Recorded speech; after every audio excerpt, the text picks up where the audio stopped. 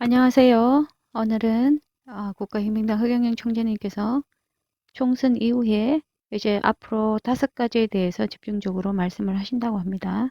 그래서 그 5가지에 대해서 얘기를 좀 나눠볼까 합니다. 첫 번째 국민배당금, 두 번째 국회의원 100명, 세 번째 결혼하면 1억, 출산하면 5천만 원, 네 번째 상속세 폐지, 다섯 번째 김영란법 폐지에 관해서 얘기를 해볼까 합니다. 그런데 요거에 앞서 가지고 잠깐 우리가 받고 있는 생계지원금에 대해서 다른 나라는 어떻게 하고 있는지 잠깐 보도록 하겠습니다. 자, 이게 각 나라별 코로나 생계지원금 현황입니다. 이런 거 볼 때마다 한번 볼게요. 미국은 1200달러, 그죠? 일본 뭐 30만 원, 지난번에 봤을 때 115만 원 정도 되고요. 독일은 172만 원 정도, 홍콩은 155만 원 정도, 뭐 독일, 프랑스도 있네요. 싱가포르 약 8만 5천 원에서 26만 원 정도 소득에 따라서 뭐 준다고 하는데요. 자, 그런데 여기서 통 큰 남자 있죠. 허경영 총재님께서는 얼마를 제시하셨나요? 바로 1억을 제시하셨어요. 그죠? 아, 역시 통이 다르죠. 신인은 통이 다릅니다. 통이 크세요. 그런데 우리나라 한번 볼게요. 5월 13일부터 지급할 수 있도록 긴급 재난지원금이 또 준다고 합니다. 가구당 100만 원. 한 사람당 40만 원에서 50만 원 정도 되는 것 같아요. 그런데 뭐 일단 주는 건 다 받아야죠. 그죠? 그리고 1억을 좀 기다려 보도록 해야죠. 왜냐하면 이번에 151석을 채우지 못했기 때문에 1억이 물거품이 됐지만은 허경영 총재님 대통령 되시면 1억을 주신다고 하니까 일단 주는 거 받고 1억을 기다려 봅시다. 그런데 그 1억을 받기까지에는 우리 앞으로 우리나라에 일어날 일들이 아주 많을 거라고 생각을 합니다. 그 중에서 하나가 자, 노무라 정권이 전망치를 내놨습니다. 한국 성장률이 마이너스 12%가 될 거라는 전망을 했어요. 그죠? 그래서 어, 이 마이너스 12%가 그러니까 이게 참 이게 어떤 수치인 것 같아요. 허경 총재님이 앞으로 경제 대란을 준비하라고 하셨습니다. 경제 대란이 일어난다고요. 그죠? 그래서 노무라 정권이 마이너스 12%의 전망을 내놨다는 것은 뭐예요? 앞으로의 경제 대란을 준비해야 하지 않을까요? 뭐 준비한다고 준비할 수 있는 건 아닌데 우리가 좀 알고 있는 거는 좋지 않을까 생각을 합니다. 그렇게 되면 어떻게 될까요? 여기 한국은행이 수개월 내에 양적 완화를 할 거라고 했어요. 자, 양적 완화. 자, 아주 나빴을 때 마이너스 12.2%예요. 14% 갔다가 이제 플러스 마이너스가 있기 때문에 그거를 할 때 한 10 마이너스 평균치로 12.2%가 되지 않을까라고 했는데 옛날에 IMF 위기 때에도 마이너스 5.5%였다고 하네요. 그러면은 마이너스 12.2%는 어떤 정도인지 지금 지방에 사시는 분들은 잘 아실 거예요, 아마. 다 문 닫았어요. 몇 군데씩만 이렇게 열어놓고요. 그죠? 장사가 안 됩니다. 소상공인 다 죽는다고 하고 있어요. 그래서 소상공인들에게 주는 뭐 혜택도 있고 생계지원금을 지금 이렇게 주는 것이긴 한데 그런데 이 양적 완화를 하게 될 거라고 하니까 이 양적 완화 이거 누가 먼저 제일 먼저 말씀하신 거예요? 바로 허경영 총재님이에요. 언제요? 1억을 준다고 하실 때 양적 완화에 대해서 말씀을 하셨어요. 1억을 준다고 할 때 벌써 3월 5일 날 그렇게 말씀을 하셨어요. 그리고는 각 나라가 지금 다 이렇게 따라서 하고 있어요. 양적 완화를. 그죠? 돈을 찍어내서 양적 완화를 해서 이렇게 지금 국민들에게 생계지원금을 주고 있는 현황이고요. 우리는 1억을 준다고 했는데 양적 완화 이제 겨우 100만 원 주죠. 가구당 4사람 정도 해가지고 가구당 100만 원이에요. 제가 아시는 분은 두 분인데 160만 원 받았대요. 그러니까 100만 원도 안 되죠, 사실. 그죠? 네 사람 합쳐가지고 한 100만 원 정도 되는 건가요? 일단 주는 거는 받아야 되는데, 자, 이렇게 될 때 양적 완화를 해야 될 거라고 이제 노무라 정권이 전망을 했을 때, 각 나라별로 뭐 다 통 큰 사람은 없어요. 그죠? 자, 없습니다. 자, 그러면 1억을 준다고 하신 허경영 총재 한번 볼게요. 자, 코로나 경제위기에 151석을 받으면은 전 가구에 1억을 준다고 하셨어요. 18세 이상. 자, 요거는 조금 바뀌어야 합니다. 18세로.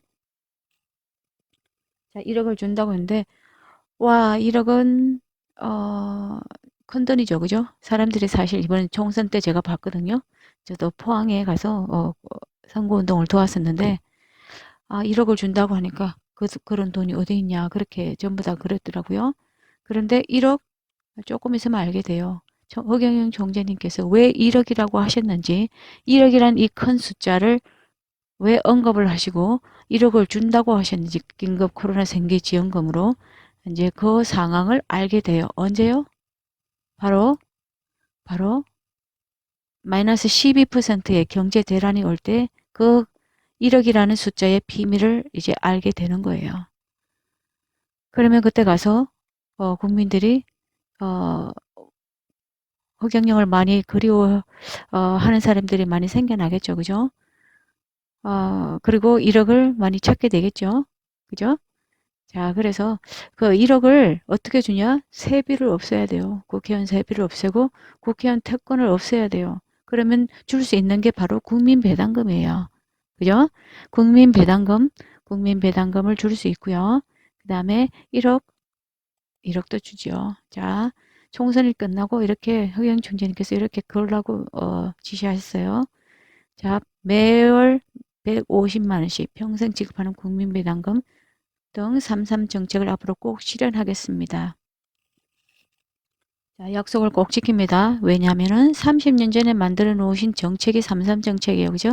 그러니까 약속을 꼭 지켜요. 18세부터 1인당 매월 150만 원씩. 자, 이제 마이너스 12%에 노무현 정권이 얘기한 아마 더 나올 수도 있겠죠. 그죠? 일단은 요 전망치로 그냥 얘기를 해볼게요. 마이너스 12%의 경제 대란이 오게 되면은 뭐가 기다려져요? 배당금이 필요해요. 당장 배당금이 필요한 거예요. 허경영 경제는 어떤 분이에요? 30년 전에 이미 미래를 내다보시는 분이잖아요. 그죠? 미래를 내다보시니까 많은 예언들을 하셨잖아요. 그죠?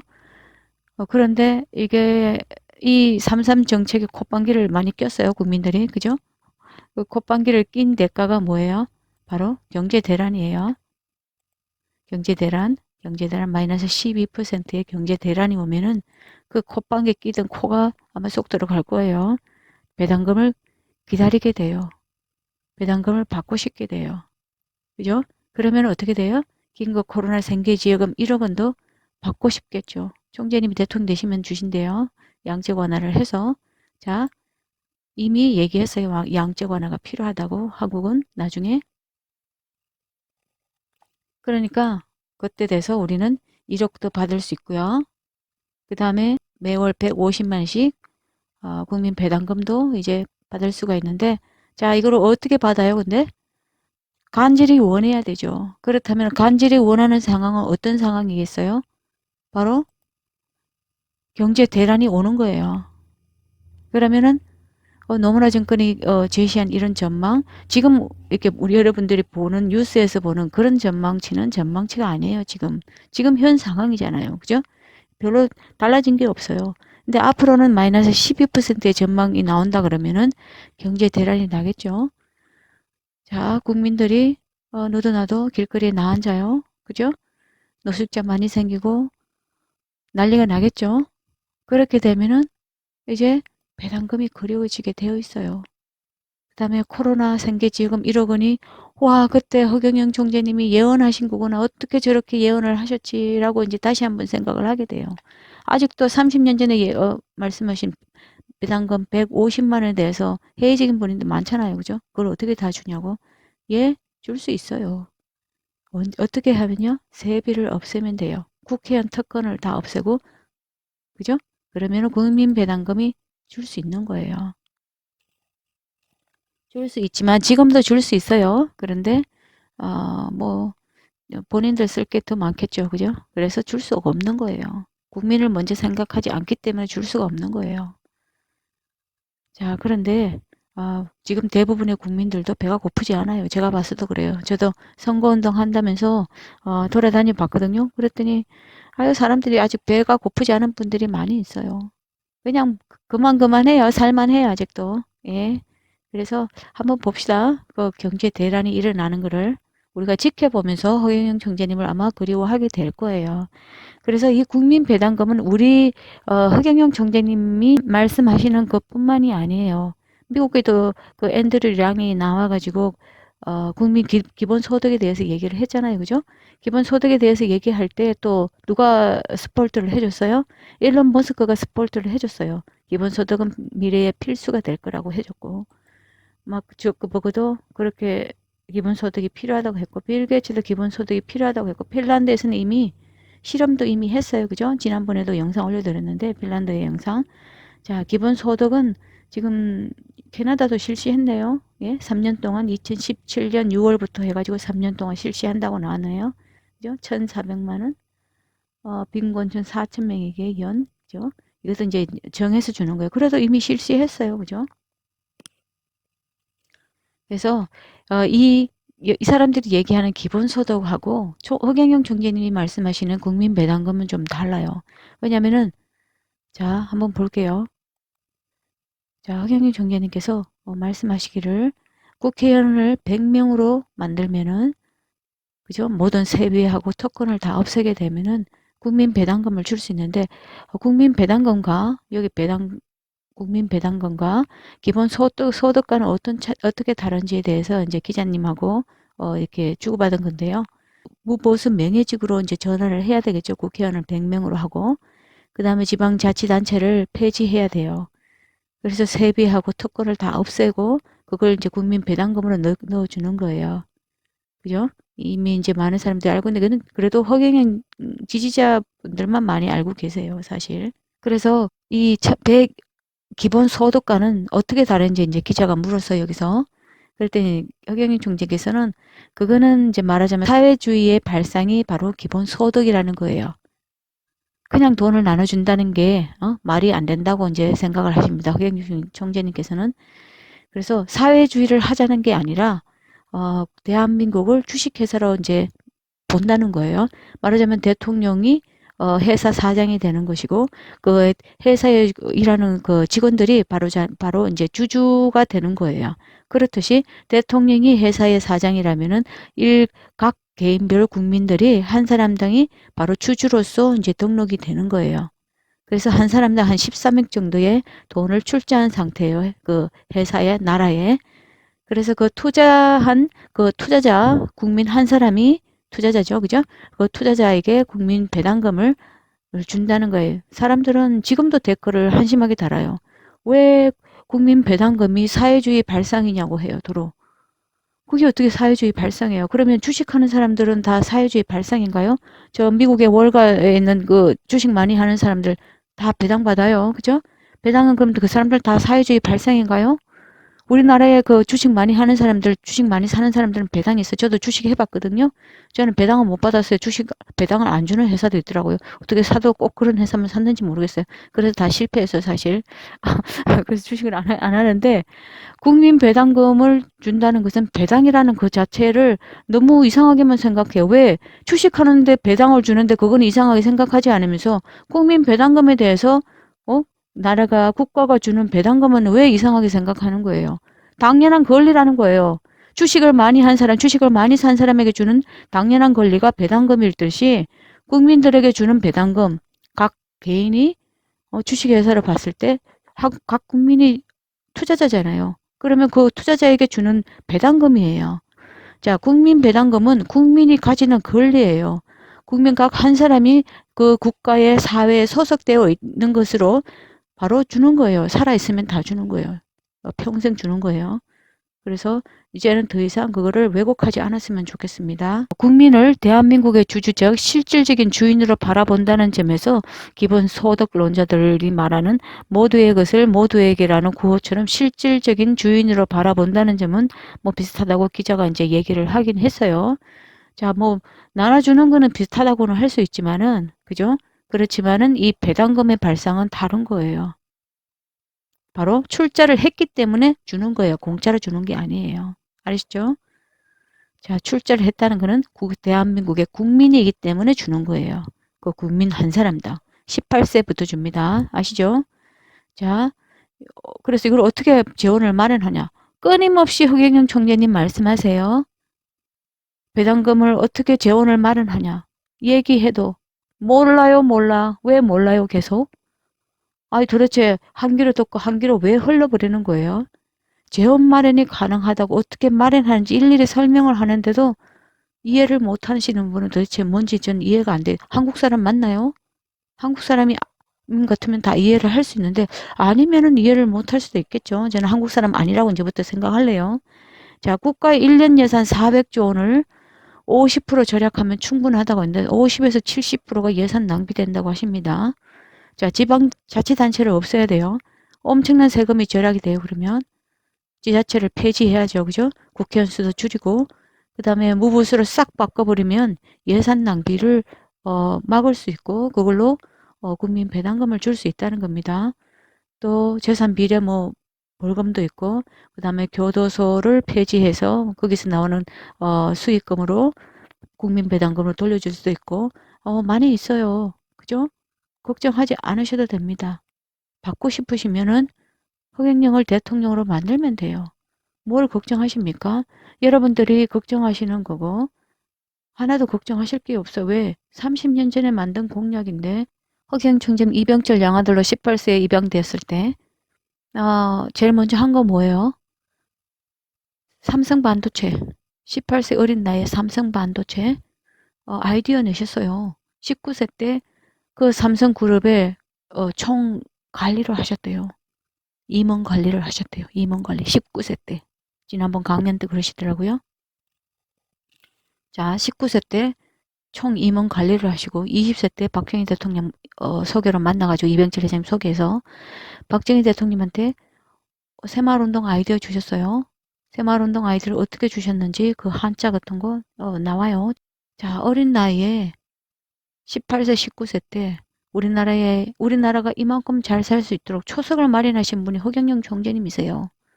어디 들어보지도 않고 맨날 아니다 아니다 그렇게 말씀을 하시는 분들은 도대체 뭘 부정하고 싶으신 건지 이해가 안 돼요, 사실. 그죠?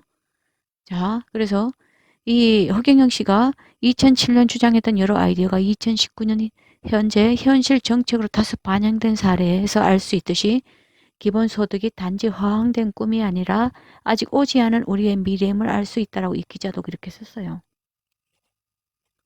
자, 우리가 아직 오지 않은 미래를 허경영 총재 미리 보시고 말씀을 하시면은 우리 IQ가 낮은 우리 인간들은 항상 반발을 해요. 아니다고. 허황되지 않냐고. 아이고야, 30년이 지나도 아직 허황되다 그러면은 이게 배가 안 고파요. 경제 대란이 오면은 배당금을 그리워할 수밖에 없어요. 생계지원금 1억을 그거 너무 받고 싶어가지고 이제 아마 저 허경영 총재님 계신 하늘궁 전부 다 쫓아갈지도 몰라요. 맞죠? 그래서 무조건 주는 기본소득이 아닌 국민의 주주로서 권리를 인정해 주는 거. 그래서 낭비되고 있는 모든 세금을 국민 배당금으로 통합을 시킵니다. 한 가지로 통일을 시켜서 그 낭비되는 걸 모두 줄이기 때문에 가능한 거예요. 그래서 국민 배당금 하나로 통일이 됩니다. 18세부터 죽을 때까지. 그러니까 오래오래 사시면은 배당금은 늘 받습니다. 아셨죠? 그리고 자, 또 얘기하시는 출산혁명, 결혼하면 1억이죠. 자, 5천만 원, 5천만 원이에요. 남자 5천만 원, 여자 5천만 원. 그렇게 해서 1억입니다. 각 1억이 아닙니다. 어떤 분들이 댓글에 달아주셔서 제가 말씀드려요. 자, 그리고 출산정책 5천만 원이에요. 자, 이게 제일 심각해요. 제가 볼 때는. 자, 우리나라가 지금 잠식이 되고 있죠. 그죠? 저쪽에 그 인구 많은 나라에서 우리나라로 다 밑으로 내려오죠. 그죠? 그리고 나서는 타운을 만들어요. 그죠? 타운을 만들어서 우리나라가 완전히 지금 점령이 되고 있는 거예요. 서서히 점령이 되고 있어요. 마을을 건설해요. 대단히 타운을 지금 건설하고 있어요. 자, 이게 무슨 의미 같아요? 자, 우리나라 잠식되고 있어요. 인구가 작아요. 싸울 수가 없어요.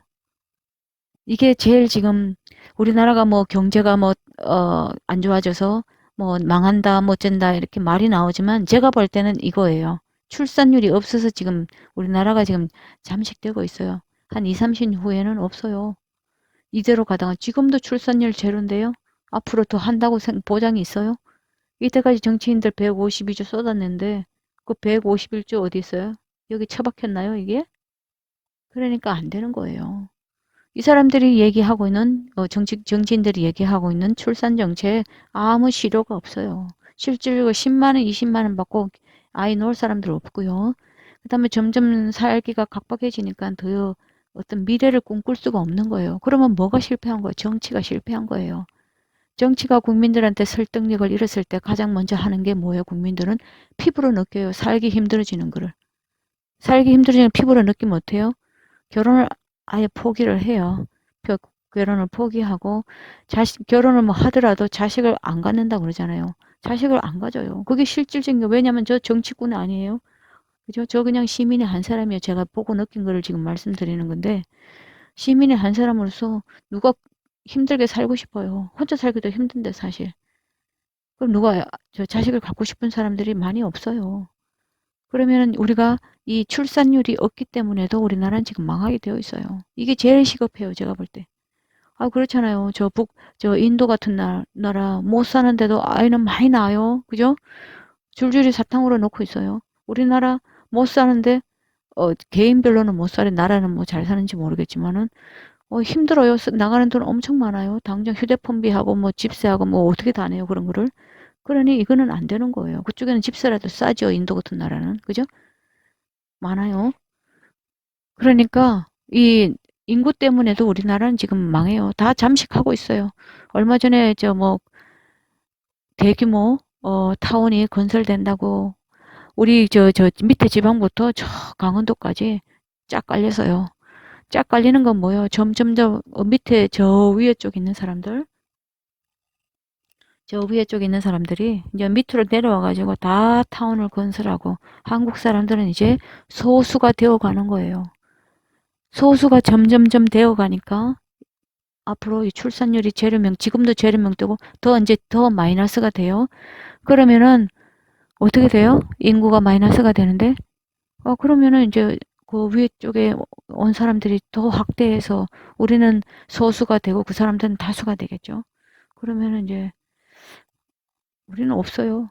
그렇게 해서 저 출산율 때문에 우리는 망해요. 이래 망하나 저래 망하나 다 망해요. 다 망해요. 그죠? 사상 최대 없어요. 어쩌다 한 명씩 나요. 자, 한국인 더 빨리 줄어든다. 어쩌다 한 명씩 나 인구 절벽이에요. 인구가 제일 중요한데 이거는 신경도 안 써요. 가만 보면은 돈 권력에만 목을 매나요? 뭐 특혜는 점점 늘어나는데 예, 국회의원 특혜는 점점 늘어요. 그런데 어디 있어요? 국민을 위한 거, 우리나라 후손들을 위한 그런 계획은 어디 있나요? 예? 자, 여기 뭐 이게 2018년도예요. 자, 여기 꼬꾸라져서 2019년도에 그죠? 지금 2020년대잖아요. 그죠? 그러니까 거꾸라졌어요. 우리는 인구가 없어서 제일 먼저 망해요. 제가 볼 때. 자, 그 다음에 상속세예요. 지금 있는 기업도 지금 해외로 다 가게 생겼어요. 자, 지금 있는 기업도 해외로 다 가게 생겼어요. 왜? 상속세 때문에. 만약에 어 저기 삼성이 미국으로 가잖아요. 그러면 우리는 이제 거지가 되지 않겠어요? 한국의 GDP 반의 40%가 삼성에서 나온대요. 세금이. 그러면은 어디로 가야 돼요? 저 동남아로 가야 되지 않겠어요? 인구에서 밀려요. 인구에서 우리가 다 잠식됐어요. 우리는 이제 소수가 되어가고 있어요. 한국 사람들은. 그죠? 다수가 지금 저쪽에 위에 있는 사람들이 와서 점령을 하고 있기 때문에 우리는 소수가 되어가요. 그러면 어떻게 해요? 기업도 상속세를 자꾸 받아요. 아, 그러면 해외로 갈 수밖에 없고 우리는 기업이 없어요. 대기업이. 뭐 사람들이 때때로 1억을 주면은 저 베네수엘라처럼 되지 않느냐? 아, 되겠죠. 삼성과 대기업들이 저 해외로 다 가게 되면은 우리도 그렇게 될 거예요. 그렇게 되지 않겠어요? 그죠? 그런데 우리는 기업들이 많잖아요. 기름을 팔아서 먹고 사는 나라는 아니잖아요. 전 세계에서 그 이렇게 기름값을 좌지우지하는 사람들이 한 번만 손만 까딱하면은 기름값 폭락으로 저렇게 거지가 되었지만 우리는 그렇게 되진 않아요. 왜? 기름 안 나요, 우리. 수입해요, 다. 그런데 우리는 수출을 하잖아요. 그죠? 수출을 해서 먹고 사는데 상속세를 이렇게 많이 거두고 그저 삼성을 팔려고만 하고 잡기만 하려고 하면은 기업이 그래 뭐 제대로 일을 할 수가 있겠어요? 너무 이렇게 올가매면은 기업이라는 거에 너무 자유를 압박을 하게 되면은 마음대로 이렇게 어떤 사업을 펼칠 수가 있겠어요? 적당히 풀어주면서 세금을 많이 들이는 쪽으로 해가지고 그거를 순환시키는 방향으로 해야지 사람들이 숨통이 트여서 기업도 하고 국민들도 숨통이 트이고 그런 거 아니겠어요? 그런데 제가 이렇게 볼 때 국민성이 우리나라에 배가 너무 아파요. 배가 너무 아파서 삼성이 잘 되는 꼬락서니를 못 보는 것 같아요. 우리 우리나라 국민들이. 왜? 삼성이 너무 잘 나가기인데 국민들은 거지기 때문에 자꾸 이렇게 파고 싶어 하는 것 같아요.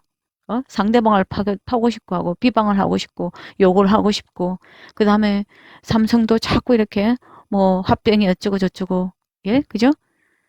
상속세가 어떻게 자꾸 팔려고만 해요 보면은 다독거리는 사람 하나도 못 봤어요. 허경영 총재님밖에. 다독거리는 사람 하나도 없어요. 서로서로 이웃 간에도 없어요. 전부 다 욕하는 사람밖에 없어요. 댓글들도 한번 가서 읽어보세요. 전부 다 욕하는 사람밖에 없어요. 나라도 욕해요. 기업도 욕해요. 옆집 사람도 욕해요. 자기 아는 사람도 욕해요. 큰 뜻을 가지고 큰 마음으로 이렇게 품어주는 사람들을 하나 못 봤어요. 한번 보세요. 어디 있나. 댓글에 한번 달아줘 보세요. 그런 사람들이 있는지. 없어요. 자, 오직 허경영 총재님만은 비방하지 않아요. 그냥 예언을 때때로 어쩌다 하실 분이에요. 그죠? 상속세도 반대하시고 폐지해야 된다고. 왜? 삼성이 나가면 우리는 거지 된다고 반대를 하시고. 자, 우리나라 65%랍니다. 50%인데 우리나라가 거기서 최대 주주의 할증 과세까지 붙으면은 65%가 된다 합니다. 그래서 기업을 팔면은 이제 다 그 삼성 주식이 이제 외국인에게 넘어가는 그런 거예요. 말하자면 왜 현금으로 내야 되기 때문에 그 세금을 상속세를. 자, 그거는 이제 기업 얘기지만은 일반들도 마찬가지예요. 뭐 집을 팔았는데 부모님 살아계실 때 그게 다 나중에 다 상속세 부과 대상이 돼가 들어오고 세금을 내야 되고 오만 거 다 나와요, 이게. 예? 가족 간 금전 거래도 마찬가지예요. 자, 이게 누가 만든 법이에요, 도대체? 저는 정치인이라서 안 만들었는데 이거 정치인들이 만든 법 아닌가요? 그렇다면 왜 이렇게 법을 많이 만들었을까요? 그거 한번 생각해 보세요. 왜 이렇게 법을 많이 만들어야 했을까요? 그런데 얼마 전에 이 사람들 국회의원 월급 올렸죠? 한 3주 전인가 한 달 전인가 월급 올렸죠 또? 그쪽에 월급 어떻게 그렇게 잘 올라가나요? 국민들은 월급을 도로 깎이고 일도 못하게 되고 이런 상황 아닌가요? 그런데 이런 와중에 어떻게 그쪽에는 월급이 올라가는지 참 궁금해요, 저는. 그냥 한번 얘기해 보세요. 궁금해요. 예. 어떻게 그쪽에는 월급이 꾸준하게 막 싸우는 것 같은데 월급이 꾸준하게 올라간지 그게 좀 진짜 궁금해요. 국민들은 먹고 살 게 없어요. 진짜 전부 다 코로나 때문에 더 죽었어요. 그죠? 그런데 어찌 거기는 월급이 잘 올라가는지 참 신기합니다. 하여튼. 자, 그래서 우리는 대기업 상속세 할증률이 26년 만에 완화가 되느냐? 뭐 서로 그냥 아직도 논쟁만 하고 있어요. 폐지를 해야 되나? 아니면 완화를 반대해야 되나? 뭐 논쟁 계속 하십시오. 논쟁하다가 뭐 허경영 총재님 대통령 되시면 싹 폐지될 거니까 계속 논쟁을 하세요. 절대 완화하면 안 됩니다. 왜 못해요? 어차피 돈 거둘 생각만 하고 응?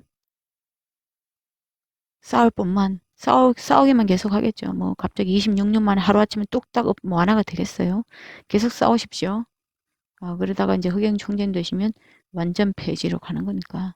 자, 김영란법 폐지도 총재님이 말씀하십니다. 자, 5만 원 밑에. 그래서 저 이거 보고 웃었거든요. 상가집에 가서 더 많이 해야 되는데 이 5만 원이라는 이 룰이 생겨가지고 김영란법이 있어가지고 더 해야 되는데 할 수가 없어요. 어떻게 해요? 봉투를 이제 한 4개 뭐 5개로 만들어가지고 5개, 6개, 5만 원씩 나눠가지고 한 30만 원 해야 되면은 그죠? 한 6개 하겠죠? 봉투를? 아니면은 봉투를 4개 만들어가지고 한 20만 원 하겠죠? 그죠? 아이고, 참, 많이 웃었어요.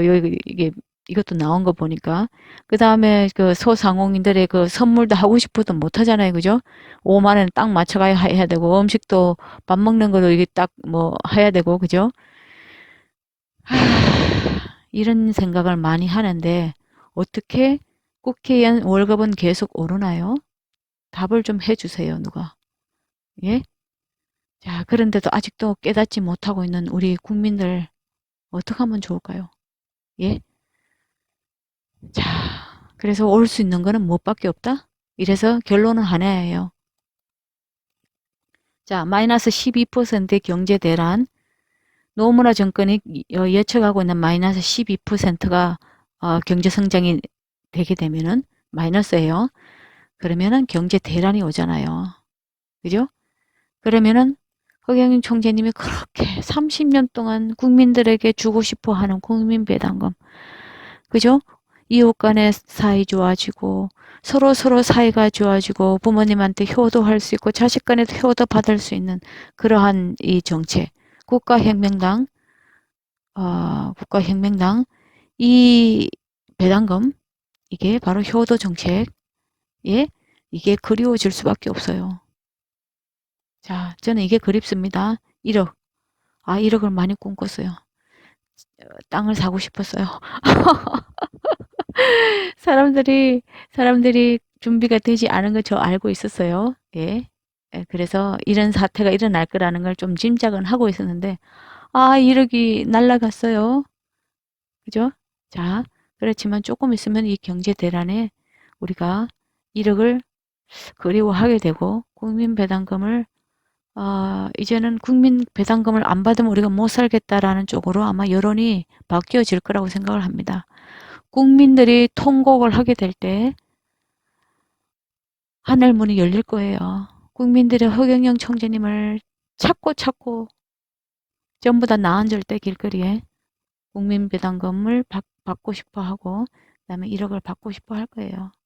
자, 그때까지 기다려야 되는데 아주 가는 길이 너무 천천히라서 사람들이 잘 느끼지를 못하는 것 같아요. 한번 봅시다. 이제 앞으로 어떤 일이 생기는지 5월 달에 제가 좀 꿈을 꾸었는데 한번 봅시다. 어떤 일이 생기는지. 제 꿈이 조금 맞더라고요. 그래서 한번 보도록 하는데, 자, 총재님께서 강조하시는 국민배당금 18세 150만 원, 국회의원 100명으로 반드시 줄여야 한다고 합니다. 그래서 그 사람들은 무보수, 명예직, 지자체 폐지입니다. 지자체 폐지, 명예직, 결혼하면 1억, 출산하면 5천만 원을 그리워하십시오.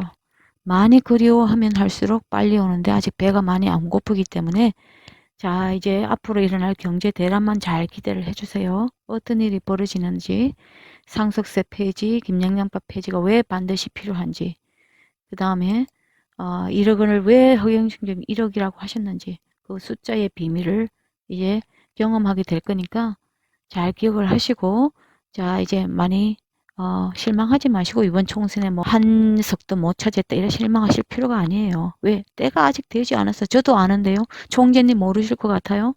총재님 다 알고 계세요. 제가 볼 때. 자, 저도 느끼는데요. 그죠? 미래를 보시는 분이 모르시겠어요? 당연히 아시지. 그러니까 우리가 한번 봅시다. 우리가 경제 대란을 어떻게 막게 되고 앞으로 우리가 이 경제 대란을 어떻게 극복해 나갈 수 있는지, 이 경제 대란을 극복해 나가는 길은 오직 하나, 허경영 총재님이 대통령 되시는 길밖에 없다는 것을 꼭 명심을 하시기 바랍니다. 그래서 자, 국가혁명당 허경영, 국가혁명당 허경영, 자, 꼭 기억을 하시고, 자, 이제 총재님이 국가혁명 배당금인데 국가혁명당으로 그냥 하신대요. 그러니까 이제 국가혁명당 허경영 하시면 됩니다. 아셨죠? 자, 그리고 경제 대란 꼭 기억을 하시고 5월 달에 제 꿈이 맞는지 자, 지켜봅시다. 5월 달에 어떤 일이 나는지. 자, 우리가 국가혁명당의 허경영 총재님을 기억을 하시길 바랍니다. 아셨죠? 모두 건강하시고요. 또 뵐게요. 빠이.